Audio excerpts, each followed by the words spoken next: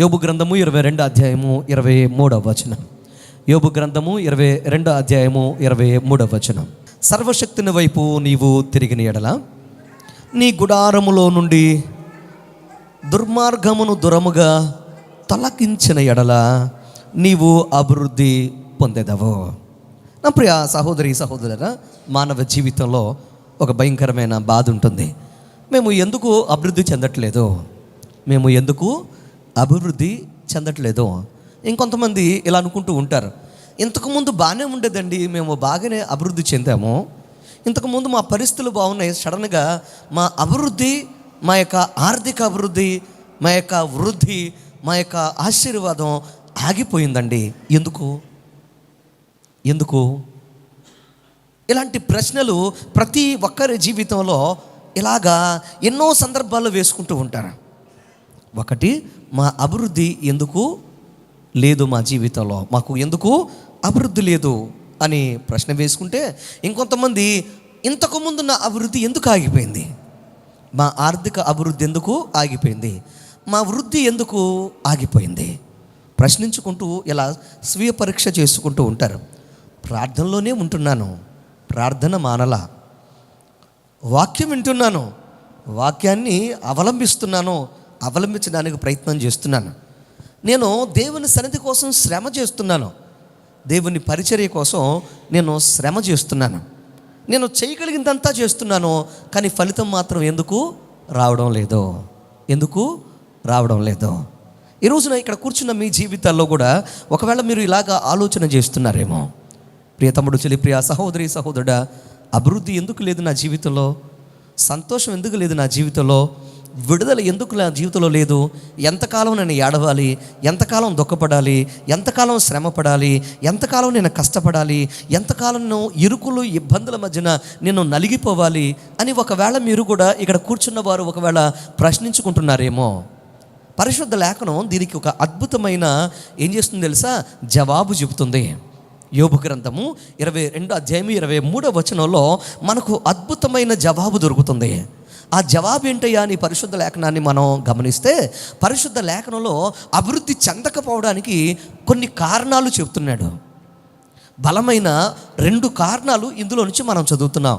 ఈరోజు వాక్యాన్ని మీరు గమనిస్తే, చదివిన వాక్యాన్ని 3 భాగాలుగా మనం వాటిని గనక ఒకవేళ మనం విభజిస్తే ఈ 3 భాగాలు ఎలా ఉన్నాయి చూడండి. ఒకటి ఏంటంటే దేవుని వైపు తిరుగుట, రెండవది దుర్మార్గాన్ని మన జీవితంలోంచి తొలగించుట, మూడవది అభివృద్ధి చెందుట. వింటున్నారా? ఈ యొక్క ముఖ్యంగా వచనాన్ని 3 భాగాలుగా మనం డివైడ్ చేస్తే, ఈ సమభాగాల్లో మనం గమనిస్తే, ఒకటి దేవుని వైపు తిరగడం, రెండవది దుర్మార్గాన్ని విడిచిపెట్టడం, మూడవది అభివృద్ధి చెందడం. అందుకోసమే వ్రాసేవాళ్ళు జాగ్రత్తగా వ్రాసుకోండి. ఈరోజు మన ధ్యానాంశం ఏంటంటే, దేవుని వైపు తిరుగు, దుర్మార్గాన్ని విడిచిపెట్టు, అభివృద్ధిని పొందు. దేవుని వైపు చెప్పాలి, తిరుగు, దుర్మార్గాన్ని విడిచిపెట్టు, అభివృద్ధిని పొందు. ఈరోజు మీ జీవితాల్లో, మీ బ్రతుకుల్లో ఉన్న సంఘర్షణ నుండి మీరు విడుదల పొందుకోవాలి అని అంటే, ఈరోజు ప్రత్యేకంగా ఈ వాక్యాన్ని మనం జాగ్రత్తగా మనము ధ్యానం చేయాలి. ఇది 3 దశల్లో ఉంటుంది. ఒకటి ఆత్మీయ జీవితంలో వచ్చే మార్పు వల్ల, అలాగే ఇది మన జీవితంలో ఆత్మను శుద్ధి చేసుకోవడం వల్ల, అలాగే ఆశీర్వాదం కోసం కనిపెట్టడం వల్ల ఈ యొక్క అద్భుతమైన కార్యము జరుగుతుంది. ఒకటి ఆత్మీయ మార్పు అనే ఒక ప్రాసెస్ జరగడం వల్ల, రెండవది ఆత్మశుద్ధి జరగడం వల్ల, ఆత్మీయ శుద్ధి జరగడం వల్ల, మూడవది మన జీవితంలో ఆశీర్వాదాన్ని కోరుకోవడం వల్ల ఇది మన జీవితంలో జరుగుతుంది. ఫర్ ఎగ్జాంపుల్, మీరు గమనిస్తే యాకోబు తన జీవితంలో తన యొక్క బ్రతుకులో ఆత్మీయ మార్పును కోరుకున్నాడు. అందుకోసం దేవునితో పెనుగులాడాడు. ఆ తర్వాత ఆత్మశుద్ధిని చేసుకున్నాడు. ఆ తర్వాత అభిషేకించబడిన ఆ ఆశీర్వాదం కోసం ఎదురు చూసి, నీవు నన్ను ఆశీర్వదిస్తేనే కానీ నేను నిన్ను వదిలిపెట్టనన్నాడు. అందుకోసమే యాకోబులో ఏం జరిగింది తెలుసా, అభివృద్ధి చూశాడు. హల్లెలూయా. ఈరోజు ప్రియ తమ్ముడు చెల్లి, ప్రియ సహోదరి సహోదరుడా, మీ జీవితంలో ఆర్థిక అభివృద్ధి జరగాలి అని అంటే, ఇక్కడ కూరుకున్న ప్రతి ఒక్కరు కూడా, ఇక్కడ కూర్చున్న ఈ వాక్యం వింటున్న ప్రతి ఒక్కరు కూడా కోరుకునేది ఏంటంటే మేము అభివృద్ధి చెందాలి. మేము చెప్పాలి, అంతేనా? మాకు అభివృద్ధి వద్దండి అన్నవారు ఎవరైనా ఉన్నారా? ఎవరైనా ఉంటారా? నాకు తెలిసైతే ఎవరు ఉండరు. అందరూ అభివృద్ధిని కోరుకుంటారు, ఆరోగ్యాన్ని కోరుకుంటారు, నెమ్మదిని కోరుకుంటారు, వృద్ధిని కోరుకుంటారు, ఆర్థిక సమృద్ధిని. నాకు రిపీట్ చేయాలి మీరు గట్టిగా, వెనుకున్న వారు కూడా.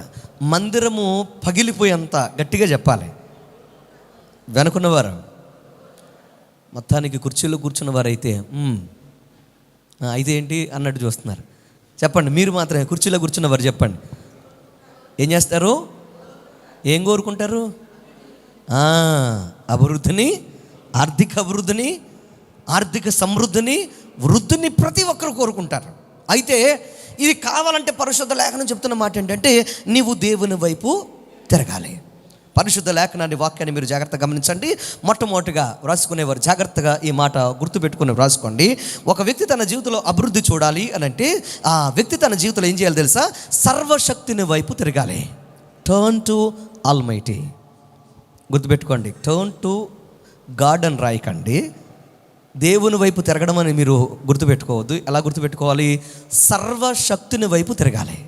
ఎవరైనా చెప్పాలి గట్టిగా, ఎవరైనా సర్వశక్తిని వైపు. బలహీనమైన, శక్తి లేని, శక్తిహీనమైన, ఈ దేనిని జయించలేని మానవ తుచ్చమైన హృదయంలో కలిగే ప్రతి విధమైన పాప సంబంధమైన, ఈ లోక సంబంధమైన అనేక విషయాలను జయించలేని ఒక వ్యక్తి తన జీవితంలో ఒక అద్భుతమైన శక్తివంతుడిగా మన జీవితంలో మనము మార్చబడుతూ దేన్నైనా జయించాలి అనంటే ఆ వ్యక్తి తన జీవితంలో చేయాల్సిన పని ఏంటంటే సర్వము, సర్వశక్తిని, సర్వ బలాన్ని కలిగిన ఆయన వైపు ఏం చేయాలి? తిరగాలి. దేవునికి స్తోత్రం కలుగునుగాక. ఒక వ్యక్తి ఎప్పుడైతే దేవుని వైపు తిరుగుతాడో ఆ వ్యక్తి సర్వశక్తిని వైపు తిరిగినప్పుడు ఆయన బలము బలహీనులమైన మన జీవితంలోకి వచ్చినప్పుడు, నీలోనికి వచ్చినప్పుడు నువ్వేమవుతావు తెలుసా? అద్భుతమైన శక్తివంతుడుగా మీరు మార్చబడతారు. దేవునికి స్తోత్రం కలుగునుగాక. అందుకోసం అపోజిట్ అయిన పౌలు గారు ఏమంటాడు తెలుసా? మీరు గనక సర్వశక్తిని వైపు తిరిగితే ఏం జరుగుతుంది? మీరు సాతానును జయించగలిగిన అద్భుతమైన శక్తివంతులు అవుతారు. దేవునికి స్తోత్రం కలుగునుగా. ఈరోజు మనము దేవుని వైపు తిరగాలి.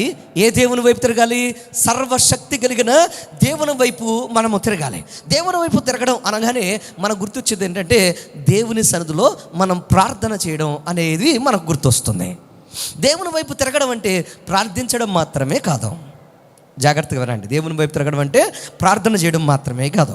ప్రార్థనతో పాటుగా అసలు ఉండవలసిన ప్రార్థనలో, అలాగే ప్రార్థన అనుభవాల్లో, వ్యక్తిగత జీవితంలో ఉండవలసిన అనుభవం ఏంటంటే మన దిశను మార్చుకోవడం. మన దిశను, చెప్పాలి గట్టిగా, మన దిశను మార్చుకోవడం అంటే ఒక వ్యక్తి అనుదినము, అనుక్షణము తన జీవితంలో ఏదైతే అనుసరిస్తాడో, ఎలాంటి మార్గాల వైపు నడుస్తూ ఉంటాడో అలాంటి మార్గాల దిశను ఎవరి వైపు మార్చుకోవడం? దేవుని వైపు, దేవునికి ఇష్టమైన స్థితి వైపు మార్చుకోవడం. ఒకటి దిశను మార్చుకోవడం. రెండవది మన ఆలోచనలు మార్చుకోవడం. రెండవది నీ ఆలోచనలు మార్చుకోవడం. నీ ఆలోచనలు నీ పనులు అవుతాయి. నీ పనులు నీ యొక్క జీవితం అవుతుంది, నీ భవిష్యత్తు అవుతుంది. అంతే కదా? థాట్స్ అనేది చాలా చాలా బలమైన వైటల్ రోల్ని మన జీవితంలో పోషిస్తుంది. జాగ్రత్తగా వింటున్నారా? నీ యొక్క ఆలోచనలే నీ యొక్క అలవాట్లుగా, నీ పనులుగా మారిపోతాయి. అందుకోసమే ఎప్పుడు కూడా ఆలోచన విషయంలో మీరు జాగ్రత్త పడండి. Beware of your thoughts. ఎప్పుడు జాగ్రత్తగా మీ ఆలోచనల విషయంలో మీరు పెట్టుకొని మీ ఆలోచనలు కంట్రోల్ చేసుకోవాలి. ఒకటి, సర్వశక్తిని వైపు నువ్వు తిరగాలి. ఆ సర్వశక్తుని యొక్క అద్భుతమైన బలమును, అభిషేకాన్ని నువ్వు అనుభవించాలంటే నీ దిశను మార్చుకొని ఏ వైపు తిరిగితే దేవుడు నీలోనికి వస్తాడో, ఆయన అభిషేకం నీలోకి వస్తుందో ఆ వైపు నువ్వు తిరగడం. రెండవది, నీ ఆలోచనలంతటిని కూడా ఏం చేయడం? నువ్వు జాగ్రత్త పరుచుకొని నువ్వు మార్చుకోవడం. మూడవది, మీ జీవన విధానాన్ని మీరు మార్చుకొని దేవునికి అర్పించుకోవడం. మీ జీవన విధానాన్ని మార్చుకొని దేవునికి అర్పించుకోవడం. వింటున్నారా? ఒకటి, జాగ్రత్తగా చెప్పాలి. ఒకటి, దిశ మారాలి. రెండు, ఆలోచనలు మారాలి. మూడవది, జీవన విధానం మారాలి. ఎప్పుడైతే ఇవి మూడు కూడా మారి ఆ వ్యక్తి దేవుని వైపు అడుగులు వేస్తూ ఉంటాడో అప్పుడు ఆ వ్యక్తి దేవుని యొక్క బలమైన అద్భుతమైన దేవుని కృపను పొందుకొని శక్తిని పొందుకుంటాడు. హల్లెలూయా. ఇర్మియా గ్రంథము 24వ అధ్యాయం 7వ వచనం. పరిశుద్ధ లేఖనాన్ని మనం చూద్దాం. చూడండి, ఇర్మియా గ్రంథము 24వ అధ్యాయము 7వ వచనం. వారు పూర్ణ హృదయముతో నా యొద్దకు తిరిగి రాగా వారు నా జలునగునట్లును నేను వారి దేవుడు నగునట్లును నేను యెహోవానని నన్నెరుగు హృదయమును వారికిచ్చేదను. దేవునికి స్తోత్రం చెప్పండి. హల్లెలూయా. వారు పూర్ణ హృదయముతో నా యొద్దకు తిరిగి రాగా, నా యొద్దకు తిరిగి రాగా. ఎలాగా? పూర్ణ హృదయంతో. ఎలాగా? దిశ మార్చుకొని, ఆలోచనలు మార్చుకొని, జీవన విధానాన్ని మార్చుకొని ఎప్పుడైతే నా వైపు తిరిగి వస్తారో వారికి నేను ఏమిస్తాను అంటున్నాడు తెలుసా దేవుడు? ఒక బలమైన హృదయాన్ని ఇస్తాను. నేను ఎవరినో, నా శక్తి ఏంటో, నా అభిషేకం ఏంటో, నేను ఏమి చేయగలను వారికి నేను తెలియజేస్తాను. చప్పట్లు కొట్టి బిగ్గరగా దేవుని నామాన్ని గణపరచండి. ఇక్కడ మీరు గమనిస్తే ఒక అద్భుతమైన ఆలోచన చెప్తాను, రాసుకోండి. ఒక అద్భుతమైన లైఫ్ లెసన్. దేవునికి దూరం అయితే మన జీవితంలో సమస్యలు ప్రారంభమవుతాయి. దేవునికి దూరం అయితే సమస్యలు ప్రారంభమవుతాయి. దేవునికి దగ్గరైనప్పుడు సమస్యలు పరిష్కరించబడతాయి. దేవునికి దూరం అయితే సమస్యలు ప్రారంభమవుతాయి. దేవునికి దగ్గర అయితే సమస్యలకు పరిష్కారాలు దొరుకుతాయి. ఎందుకో తెలుసా? నీ మనసు మారింది, నీ ఆలోచన మారింది, నీ దిశ మారింది, నీ జీవన విధానం మారింది. నువ్వు దేవునికి దగ్గర అయ్యావు. అప్పుడు దేవుడు ఏంటో, ఆయన శక్తి ఏంటో నీకు రుచి చూపిస్తూ ఉంటే మీ సమస్యలన్నీ ఏమైపోతాయి? చెప్పాలి. మీ సమస్యలన్నీ ఏమైపోతాయి? పరిష్కారాలుగా మారిపోతాయి. ఈరోజు సమస్యలు ఎందుకు ఉత్పన్నమవుతున్నాయి? ఈ రోజున సమస్యలు ఎందుకు వస్తున్నాయి జీవితంలో? ఈ రోజున ఇరుకులు, ఇబ్బందులు మనం ఎందుకు పడుతున్నాం అనంటే మన జీవితంలో భయంకరమైన దేవునికి మనకు ఎడబాటు వచ్చింది కనుక. నువ్వు దేవునికి దూరం అయ్యావు గనక, దేవుని వైపు నువ్వు తిరగట్లేదు గనక, నువ్వు దేవుని యొక్క అద్భుతమైన సర్వశక్తిని నువ్వు నమ్మట్లేదు గనక నీ జీవితంలో సమస్యలు ప్రారంభమవుతున్నాయి. ప్రియ తమ్ముడు, చెల్లి, ప్రియ సహోదరి, సహోదరుడా, ఈరోజు మరి మీ జీవితంలో ఆర్థిక వృద్ధి, అభివృద్ధి, ఆశీర్వాదం మీకు కలగాలి అని అంటే మీరు దేవునికి దూరం కానే చెప్పాలి గట్టిగా. కాకూడదు. ఈరోజున ఎంతమంది అండి దేవునికి దూరం అవ్వడానికి ఏమాత్రం ఆలోచించట్లేదు? ఈ రోజున ఎంతమంది కుటుంబంగా వచ్చారు, ఎంతమంది దేవుని పాదాలు పట్టుకున్నారు, ఈ రోజున ఎంతమంది వ్యక్తిగతంగా దేవుని యొక్క సన్నిధిలో ఆయన ఆరాధిస్తున్నారు.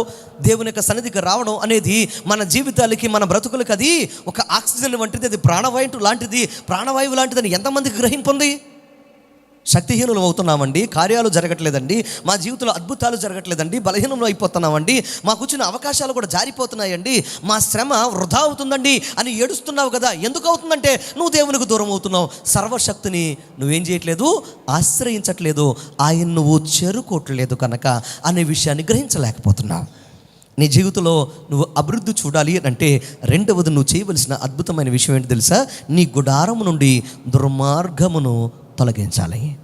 ఏం చేయాలి? నీ గుడారమును చెప్పండి. నీ గుడారము నుండి దుర్మార్గతను ఏం చేయాలి?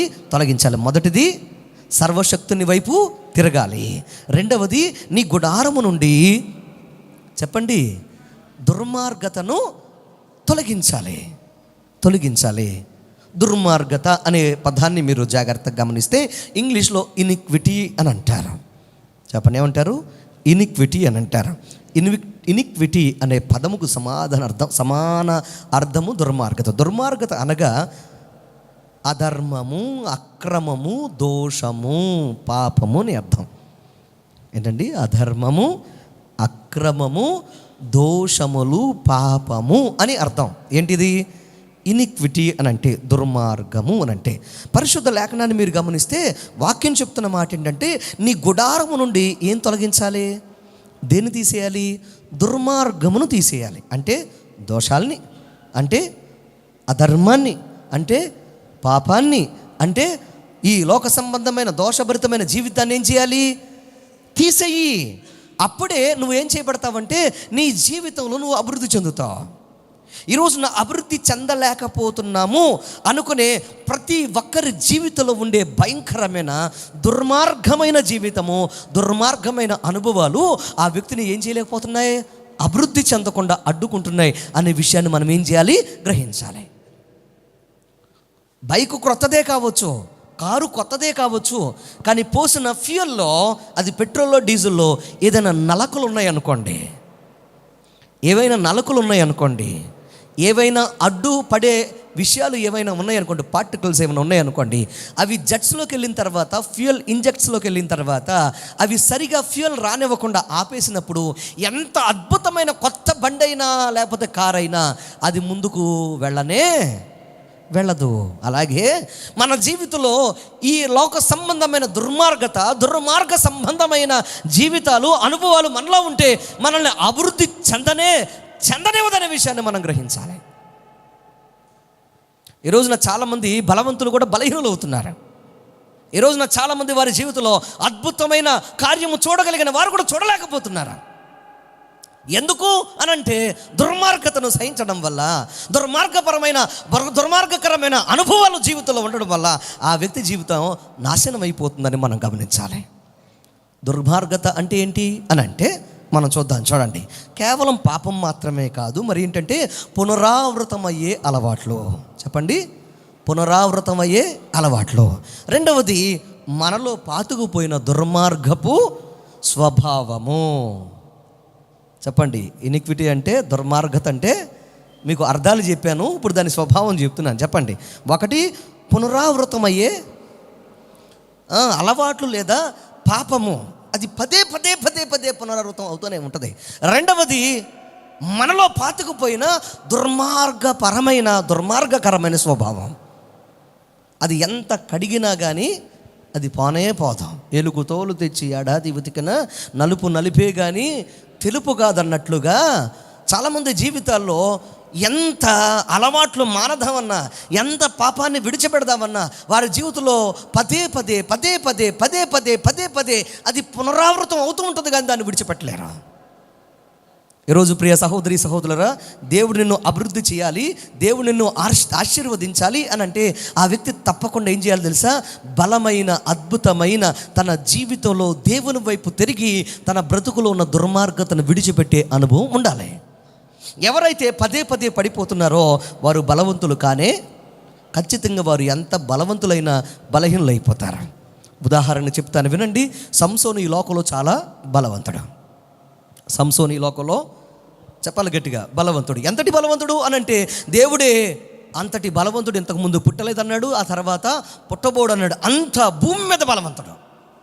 ఒక్కడే 1000 మందిని మట్టి కరిపించినవాడు, ఒక్కడే రాజ్యాల్ని సైన్యాల్ని తరిమి కొట్టినవాడు. అంత బలవంతుడైనా పదే తనలో ఉన్న దుర్మార్గకరమైన జీవితము, దుర్మార్గకరమైన పాపము, అతనిలో ఉన్న భయంకరమైన వ్యభిచారము, అలాగే లోక సంబంధమైన మత్తు అనే పాపము అతన్ని ఏం చేసింది తెలుసా? ఎంత బలవంతుడైనా కానీ ఆ బలాన్ని మెల్లమెల్లగా క్షీణించిపోయేటట్టు చేసి ఆఖరికి బలహీనుడిగా నిలబెట్టింది. ఈరోజు మీరు ఎంత చక్కగా పాడవచ్చు, ఎంత చక్కగా మందిరానికి రావచ్చు, మీరు ఎంత చక్కగా సాక్ష్యాలు చెప్పచ్చు, ఎంత చక్కగా మీరు దేవుని పిల్లలుగా కొనియాడబడవచ్చు. కానీ ప్రియ తమ్ముడు చెల్లి, ప్రియ సహోదరి సహోదరుడా, మీలో ఈ లోక సంబంధమైన వ్యసనాలు కానీ, పాపము కానీ, నిర్లక్ష్యము కానీ, ఈ లోక సంబంధమైన అవిధేయతలు కానీ ఏదున్నా కానీ అది ఖచ్చితంగా నీ అభివృద్ధిని అడ్డుకుంటుంది. అది ఖచ్చితంగా నీ బలాన్ని బలహీనంగా మార్చేస్తుంది.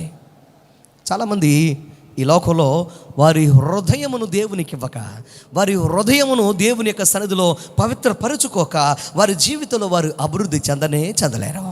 కీర్తనల గ్రంథము 66వ కీర్తన 18వ వచనాన్ని మనం చదువుదాం. చూడండి, కీర్తనల గ్రంథము 66వ కీర్తన 18వ వచనం. కీర్తనల గ్రంథము 66వ కీర్తన 18వ వచనం. నా హృదయంలో నేను పాపమును లక్ష్యము చేసిన ఎడల ప్రభువు నా మనవి వినకపోవునో. ఏంటంట? నా హృదయములో నేను గనక పాపమును గనక లక్ష్యము చేస్తే. కీర్తన గ్రంథము 66వ కీర్తన 18వ వచనంలో కీర్తనకారుడు ఆత్మావేశుడై దేవుడు మాట్లాడుతున్నాడు. ఏమని తెలుసా? నా హృదయంలో నేను పాపమును గనక ఉంచుకున్నాను అనుకో, అప్పుడు ఏం జరుగుద్ది తెలుసా? ప్రభువు నా మనవి ఆలకించలేడు. దేవుడు నా మనవి అంటే దేవుడు నా ప్రార్థన, దేవుడు నా కోరికను ఆయన అంగీకరించలేడు, ఆలకించలేడు. తమ్ముడు, చెలిప్రియ, సహోదరి, సహోదరుడా, ఇక్కడ కూర్చున్న వారు మీ జీవితాల్లో ఎటువంటి పాపము, ఎటువంటి దోషము పెట్టుకొని మీ జీవితాల్లో మీరు ప్రార్థనలు చేస్తున్నారు. దేవుడు మమ్మల్ని చూడట్లేదండి, దేవుడు మమ్మల్ని కరుణించట్లేదండి, దేవుడు మమ్మల్ని విడిచిపెట్టాడండి అని ఏడుస్తున్నారు. కానీ అయ్యో నా బిడ్డలో ఆ బాధ ఉంది, నా కుటుంబంలో ఈ బాధ ఉంది, నా బిడ్డల మధ్యన ఇంత భయంకరమైన వేదన ఉంది, నా జీవితంలో ఇంత భయంకరమైన కష్టాన్ని అనుభవించాల్సి వస్తుంది అని ఏడుస్తున్నారు. కానీ మీ జీవితంలో ఉన్న దోషాలు ఏంటో కడుక్కుంటున్నారా? ఒకటి కావాలంటే ఒకటి విడిచిపెట్టాలి. గుర్తుపెట్టుకోండి ఈ మాట. ఒకటి కావాలంటే చెప్పాలి గట్టిగా, అభివృద్ధి, ఆశీర్వాదము, జీవము కావాలంటే లోకాన్ని, లోకములో ఉన్న ప్రతి విధమైన చెప్పాలి దోషాలను ఏం చేయాలి? విడిచిపెట్టాలి. చాలామంది రెండిటి మీద సవారీ చేద్దాం అనుకుంటారు. అది చెప్పాలి, ఇది రెండిటి మీద కాలేసి జాగ్రత్తగా ప్రయాణం చేద్దాం అనుకుంటారు. రెండు పడవల మీద పెట్టిన కాళ్ళు దాని ప్రయాణము ఎలా ఉంటుందో తెలుసా? ఖచ్చితంగా అగమ్య గోచరంగా మార్చబడుతుంది. జీవితంలో ముందుకు సాగాలి అని అంటే రెండు పడవల మీద కాళ్ళు ఉండకూడదు. ఉంటే నువ్వు వెచ్చగానే ఉండాలి, లేదా నువ్వు ఎలా ఉండాలి? చల్లగానే ఉండాలి, కానీ నిలువెచ్చన ఉండకూడదని పరిశోధన లేఖనం సెలవిస్తుంది. ఈ రోజున ఒకవేళ నీ బిడ్డ యొక్క అభివృద్ధికి ఆటంకం నువ్వేమో ఒకసారి ఆలోచన చేయి. నీ యొక్క కుటుంబం యొక్క అభివృద్ధికి ఆటంకం మీ యొక్క అలవాట్లేమో ఒకసారి ఆలోచన చేయండి. ఈ రోజున మీ జీవితంలో ఒకవేళ ఈ లోక సంబంధమైన పాపము మిమ్మల్ని, మీ కుటుంబాన్ని, మీ బిడ్డలని అభివృద్ధి కాకుండా చేస్తుందేమో ఒకసారి ఆలోచన చేయండి. ఈ రోజున యవ్వన తరం కూడా, యవ్వన బిడ్డలు కూడా చదువుల్లో గెలవాలి, మేము ఉద్యోగాలు సంపాదించాలి, అది కావాలి, ఇది కావాలని ఆశపడతారు. కానీ జీవితంలో వారు వదిలిపెట్టరు, పట్టుకోవలసినవి పట్టుకోలేకపోతున్నారు. పుస్తకాల వైపు పరిగెట్టవలసిన వారు, ఉద్యోగాల కోసం పరుగులు పెట్టవలసిన వారు ఈ రోజున నా ప్రియ తమ్ముడు, చెల్లి, సహోదరి, సహోదరుడు అభివృద్ధిని, ఆశీర్వాదాన్ని ఆకాంక్షించి దానికోసం పరుగులు పెట్టవలసిన వారు ఈ రోజున వారి జీవితంలో పాపం వైపు, అలవాట్ల వైపు, ఈ లోక సంబంధమైన తుచ్చమైన అలవాట్ల వైపు, వ్యసనాల వైపు పరుగులు పెట్టి వారి జీవితంలో ఏం చేస్తున్నారు తెలుసా? ఉన్నతమైన అభివృద్ధిని, ఆశీర్వాదాన్ని వారు వదిలేసుకుంటున్నారు. ప్రియ తమ్ముడు, చెల్లి, ప్రియ సహోదరి, సహోదరుడు, దేవుడు ఎంత మాత్రము బలహీనుడు కానే కాదు, ఆయన సర్వశక్తుడు. ఆయన ఏమైనా నువ్వు అడిగితే చెప్పండి ఇస్తాడు. ఆయన ఇవ్వలేనిది లోకంలో లేనే, చెప్పాలి గట్టిగా, లేదు. మీ జీవితంలో మీరు వృద్ధిని, అభివృద్ధిని చూడాలి అని అంటే మీరు తప్పకుండా మీ గుడారంలో ఉన్న ప్రతి దుర్మార్గతను ఏం చేయాలంటే చెప్పాలి గట్టిగా, తీసేయాలి, తుడిచేయాలి, తప్పకుండా తుడిచేయాలి. దుర్మార్గతను తొడవకుండా మీరు ఎంత మాత్రం అభివృద్ధి చెందనే చెప్పాలి గట్టిగా. చాలామంది దుర్మార్గత అనగానే ఇప్పుడు వరకు పాప సంబంధమైన జీవితం అనుకుంటారు. కానీ లోకంలో పాపముతో పాటుగా, ఈ లోకంలో వ్యసనాలతో పాటుగా, తాగుడు, బానిసత్వాలు ఇలాంటితో పాటుగా ఇంకొన్ని అనుభవాలు కూడా మన జీవితంలో ఉంటాయి. త్వరగా చెప్తాను. ఒకటి అపవిత్రత. చెప్పండి గట్టిగా చెప్పాలి. ఒకటి అపవిత్రత. అపవిత్రత నీలో ఉందనుకో, నీ జీవితంలో నువ్వు ఎంత మాత్రము అభివృద్ధి చెందనే. దుర్మార్గతలో ఒక భాగం ఇది, దుర్మార్గతలో ఒక భాగం ఇది. పరిశుద్ధ లేఖనం సెలవిస్తుంది, ఎవరైతే వారి జీవితంలో అపవిత్రతను వారు కాపాడుకుంటారో వారు ఎంత మాత్రమో అభివృద్ధి చెందనే చెప్పాలి గట్టిగా, చెందలేరు. యోసేపు తన అపవిత్రతను ఏం చేశాడు తెలుసా? కడిగేసుకున్నాడు. అందువల్ల యోసేపు ఏం చేశాడు తెలుసా? మహా అభివృద్ధి అయ్యాడని పరిశుద్ధ లేఖనం సెలవిస్తుంది. అపవిత్రత ఎలాంటిదంటే ఒక వ్యక్తికి పట్టిన, లేకపోతే ఒక చెట్టుకు పట్టిన, ఒక మొక్కకు పట్టిన తెగులు లాంటిది. తెగులున్న మొక్కను చూడండి, చెట్టును చూడండి, అభివృద్ధి అవుతుంది చెప్పాలి. ఒకవేళ మీరు ఏ వంగ మొక్కో లేకపోతే ఏదో కూరగాయ మొక్క వేశారనుకోండి, మీరు గమనిస్తే అది ముడుచుకుపోయిందనుకోండి, ఏదో బూడిద రంగులో ఉంది, అదేంటో అలాగైపోయింది, ఏ కాయలు కాయట్లేదని అడిగారు అనుకోండి, అప్పుడు మీరు ఏమంటారు? దానికి తెగులు వచ్చింది, అందుకోసం అది ఏం చేయట్లా. ఒక చెట్టుకు కనుక ఏదో మొత్తం ముడతో చేసి మొత్తం అంతా అది చక్కని చెట్టే, కానీ ముడతో చేసి అది అలాగా నీరు గారిపోయి ఉంటే అంటారు మీరు తెగులు వచ్చిందండి, అందుకోసం అది కాయలు కాయట్లేదు అని అంటారు. తెగులు పట్టిన చెట్టు, తెగులు పట్టిన మొక్క కాయలు కాయనే అంటే ఫలింపు రానే, ఎదుగుదల ఉండనే చెప్పాలి ఉండదు. అది ఎంత మంచి విత్తనమైనా కానీ, తెగులు పట్టింది కనుక ఎంత మంచి నీరున్నా కానీ అది అభివృద్ధి అవ్వలేదు. ఇద్దరు వ్యక్తులు, ఒకటి సంసోను, రెండు యోసేపు. సంసోను జీవితంలో తెగులు లాంటి భయంకరమైన వ్యసనము, పాపం ఉంది. ఎంత బలవంతుడైనా, ఈ భూమిని జయించగలిగిన అద్భుతమైన బలశాలి అయినా కానీ భూమిని జయించాడా? ఇజ్రాయెల్ ప్రాంతంలో, ఐగుప్తు ప్రాంతంలోనే అతడు పరిమితం అయ్యి ఆఖరికి బలహీనుడిగా చచ్చిపోయాడు. యోసేపును చూడండి, గుంటలో తొయ్యబడ్డాడు, భయంకరమైన వేదనతో బాధతో బాధపడ్డాడు, బానిసగా అమ్మబడ్డాడు. ఆ తర్వాత అతడు తన జీవితంలో అపవిత్రతను కడుక్కుంటూ ఎప్పుడు కూడా అపవిత్రత రానివ్వలేదు కనుక అతడేమయ్యాడు చెప్పాలండి, ఒక బలహీనుడే, ఒక బానిసే, కానీ ప్రధానమంత్రి అయ్యాడు, అభివృద్ధి చెందాడు, బలవంతుడయ్యాడు. రెండు చేతులైతే హల్లెలూయా. ప్రియ తమ్ముడు, ప్రియ సహోదరి సహోదరుడా, ఈరోజు మీ జీవితాల్లో మిమ్మల్ని బలహీనపరిచేది ఏంటో ఒకసారి ఆలోచన చేయండి. అపవిత్రత మీ జీవితంలో ఒకవేళ మీకు పడితే అది మిమ్మల్ని తప్పకుండా ఏం చేస్తుంది తెలుసా? బలహీనపరిచేస్తుంది. రెండవది, ఒక వ్యక్తి జీవితంలో కడుగుకోవలసిన అనుభవం ఏంటంటే భయంకరమైన అనుభవం. అది ఏంటంటే అతిశయం. చెప్పండి ఏంటి? చెప్పాలి గట్టిగా. అతిశయం. అతిశయం మనలోకి వచ్చిందనుకో, మనం తప్పకుండా మన జీవితంలో ఏమైపోతుంది తెలుసా? నీరు గారిపోతాం. ఒకటి అపవిత్రత, రెండు అతిశయం. అతిశయం అనేది మన జీవితంలో ఎంత కడుక్కుంటే అంత, చెప్పాలి గట్టిగా, మంచిది. ఈ రోజున అతిశయం మనకి ఎందుకు వస్తుంది అంటే, కడుపు నిండినోడికి అతిశయం వస్తుంది, కంటి నిండా నిద్రపట్టినోడికి, చెప్పాలి, అన్నీ బాగున్న వాళ్ళకి, మాట్లాడాలి గట్టిగా, అతిశయం వచ్చేస్తుంది. ఏదైనా బాధ వేదనలో ఉన్నారనుకోండి, వాళ్ళకి నిద్ర పట్టదు, అప్పుడు అతిశయపడరు. అన్నీ దేవుడు ఇచ్చాడనుకో, ఎక్కడ లేని అతిశయం వస్తుందా రాదా? ప్రియ తమ్ముడు, ప్రియ సహోదరి సహోదరుడా, మీ చదువును బట్టి కానీ, మీ జ్ఞానాన్ని బట్టి కానీ, ఒకవేళ మీకున్న స్థితిని బట్టి కానీ, మీ తలాంతులను బట్టి కానీ ఒకవేళ అతిశయం మీకు వస్తుందేమో, ఒక్కసారి మిమ్మల్ని మీరు పరిశీలించుకోవాలి. మీకు మనవి చేస్తున్నాను, ఆ అతిశయం మిమ్మల్ని అభివృద్ధి చెందనివనే, చెప్పాలి గట్టిగా, చెందనివ్వదు. నువ్వు అభివృద్ధి చెందాలి అని అంటే నీ అతిశయం వినయంగా మారాలి. అతిశయం వినయంగా మారాలి. తగ్గింపు మనసు నీలోకి రావాలి. దేవుణ్ణి అంటిపెట్టుకునే హృదయం నీలోకి రావాలి. ఎప్పుడైతే ఆ స్థితి నీలోకి వస్తుందో ఆటోమేటిక్గా దేవునికి దగ్గర అవుతావు, నువ్వు దేవుని చేత అభివృద్ధి చెందుతావు. హల్లెలూయా. అహంకారము, గర్వము, అతిశయం నీ జీవితంలో ఉంటే నువ్వు ఎంత మాత్రము ఎదగనే, చెప్పాలి గట్టిగా, ఎదగలేవు.